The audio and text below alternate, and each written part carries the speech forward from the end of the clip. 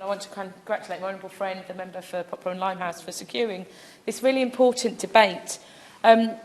Languages and multilingualism can advance inclusion and cohesion, and the diversity of languages spoken in towns like Luton, where I come from, act as an avenue to strengthening and enhancing community cohesion. We're very proud of our town's diversity and our global outlook. In Luton, over 100 languages are spoken, and our diversity is our strength. I was introduced to celebrating International Mother Language Day through friends in the Bangladeshi community in Luton, and Perturbal, the Eastern Sky cultural group, and the United Nations Association Luton just this weekend held an International Mother Language Day celebration event. The theme for that event was valuing identity, culture, diversity and peace, which was very appropriate for this time, although they were using technology because it was over Zoom, so it was in keeping with the theme. The opportunity to learn about other languages and cultures that contribute to an area's identity helps create a shared understanding and respect.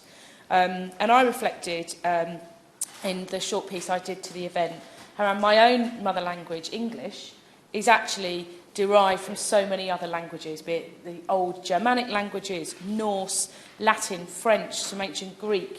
And that point about words evolving, I think, is really important. In terms of developing understanding of languages, we have many local groups in Luton who are very key to this. CYCD is a community group that provides enormous benefits to our diverse communities in Luton. They deliver many services, including educational programmes, English language lessons and activities for our young people.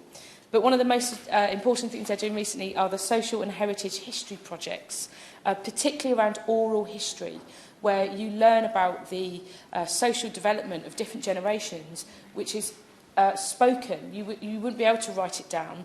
And the importance is being able to speak in the mother language of those elders from the communities.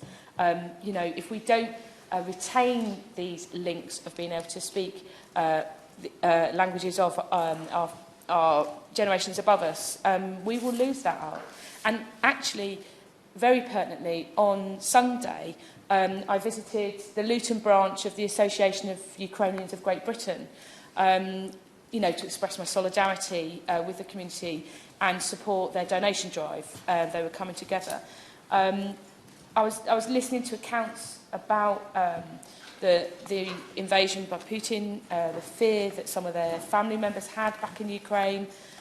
But one of the things of the conversations I had with some of the people there was their pride in the importance of retaining the Ukrainian language with their children, to ensure that their children could communicate with their grandparents back in Ukraine.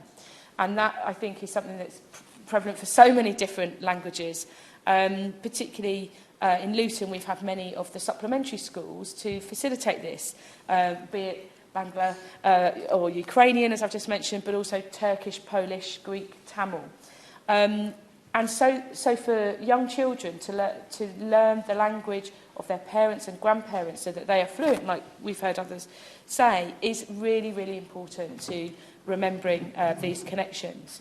But I think it's absolutely right that I do make the point that over 10 years of Tory austerity and 60p in every pound being cut from local authorities has had a detrimental impact on this. Because those discretionary grants that local authorities were able to make have had to have been taken away, and that has been to the detriment of many of our young children.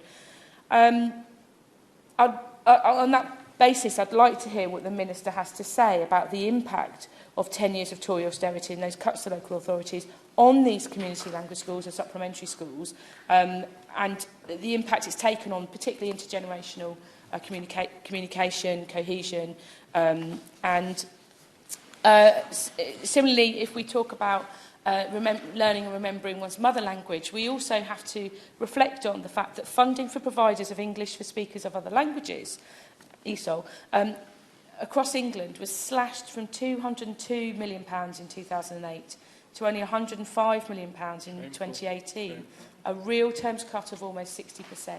And actually ensuring English language lessons are accessible should be a priority for this government. Either way, it's so critical for people to engage in society and fulfil their potential. So again, I hope the Minister could outline what steps the government is taking to ensure nobody is left behind due to language barriers.